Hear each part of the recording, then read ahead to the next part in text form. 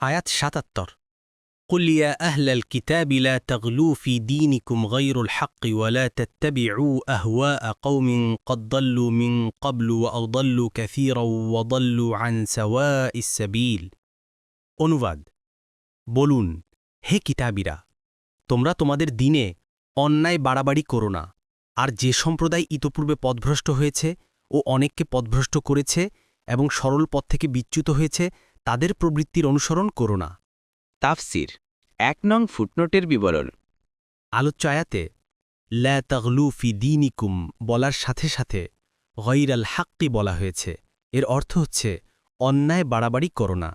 তাফসির বিদ্গণের মতে এ শব্দটি তাকিদ অর্থাৎ বিষয়বস্তুকে জোরদার করার জন্য ব্যবহৃত হয়েছে, কেননা দিনে বাড়াবাড়ি সর্বাবস্থাই অন্যায়, এটা ন্যায় হওয়ার কোনো সম্ভাবনাই নেই। কোনো কোনো তাফসিরবিদ বলেন এখানে গয়রাল হাক্কি কথাটি দ্বীনের গুণ হিসেবে এসেছে, সুতরাং এর অর্থ হবে তোমরা তোমাদের দ্বীনের মধ্যে বাড়াবাড়ি করো না, কারণ তোমাদের দ্বীনটি হকের বিপরীত অবস্থানে রয়েছে। তবারি ২ নং ফুটনোটের বিবরণ। গুলু শব্দের অর্থ সীমা অতিক্রম করা। দ্বীনের সীমা অতিক্রম করার অর্থ এই যে বিশ্বাস ও কর্মের ক্ষেত্রে দ্বীন যে সীমা নির্ধারণ করে দিয়েছে তা লঙ্ঘন করা। উদাহরণ অর্থ নবীদের প্রতি সম্মান প্রদর্শনের সীমা এই যে আল্লাহের সৃষ্ট জীবের মধ্যে তাদেরকে সর্বোত্তম মনে করতে হবে। এ সীমা অতিক্রম করে তাদেরকে আল্লাহ কিংবা আল্লাহর পুত্র বলে দেয়া হচ্ছে বিশ্বাসগত সীমালঙ্ঘন।